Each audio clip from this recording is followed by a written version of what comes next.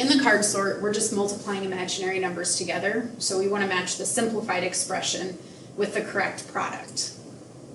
So anything that has an I squared or an I cubed or an I to the fourth is not going to be simplified. So we want to make sure that those are the ones that we simplify. So for example, this one is one that we want to simplify. We want to simplify this one. We want to simplify this one and this one. If it's just a plain I, then we're probably pretty simplified unless we're multiplying two things together. So like this one we want to simplify. This one would be simplified. I'm just kind of rearranging these so that I know which ones need to go, which ones need to be simplified and which ones do not. So the ones down at the bottom are the simplified ones, and the ones at the top are the ones that haven't been simplified. And you notice that there's a different number in each, which makes me think that there are more than one that will go with one of these cards down here. So there might be multiple things that will go with one of these cards. So I'm just going to pull one of these out here and we're just going to start going. We have negative I squared. So we have negative I, that's really the same thing as negative I times negative I, which is the same thing as positive I squared, and we know that I squared is the same thing as negative 1. So we are going to connect this with negative 1.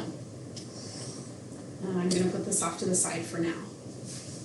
All right, I'm just going to grab another one and start simplifying it. So again, this is similar to the ones that we just finished on the other section. 5 times 7 is 35. I times I is I squared. And the I squared just changes that sign in front of the number to its opposite. So this should be the same thing as negative 35, which we do have. So I'm going to put these off to the side here for a second. Grab another one. So you notice this one is slightly different from this last one because the 5 and the 7 over here both had I's. This one, just the 7 has an I.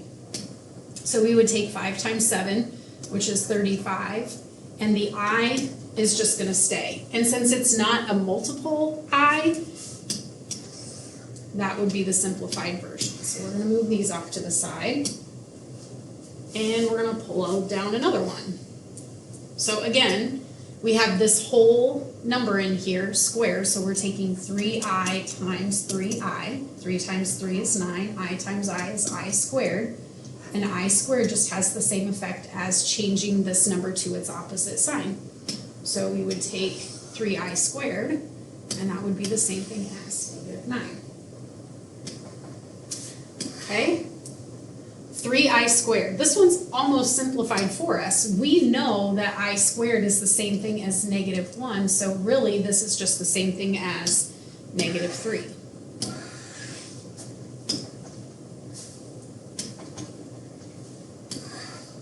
Pull another one down. This one's a little bit tricky.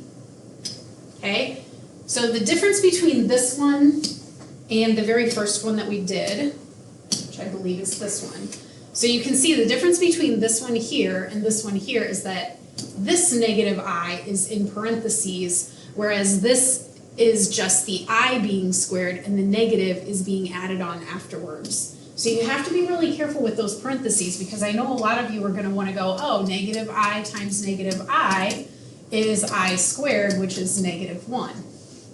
That's not actually what we're doing. When you have no parentheses, the only part that is being squared is the part that is actually attached with the exponent. So really, it's just this part right here that is being squared.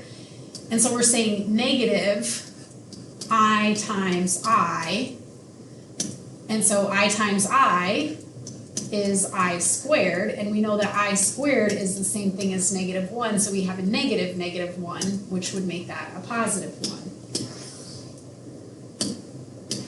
So parentheses make a huge difference, and you have to pay very close attention to those.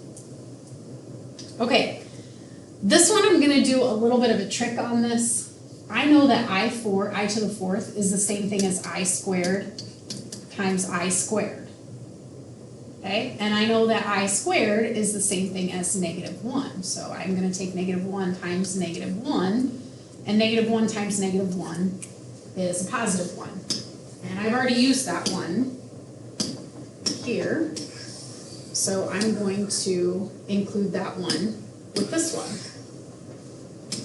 And the last one, obviously this one is -8i, but I want to show you why. So I cubed is the same thing as I squared times I.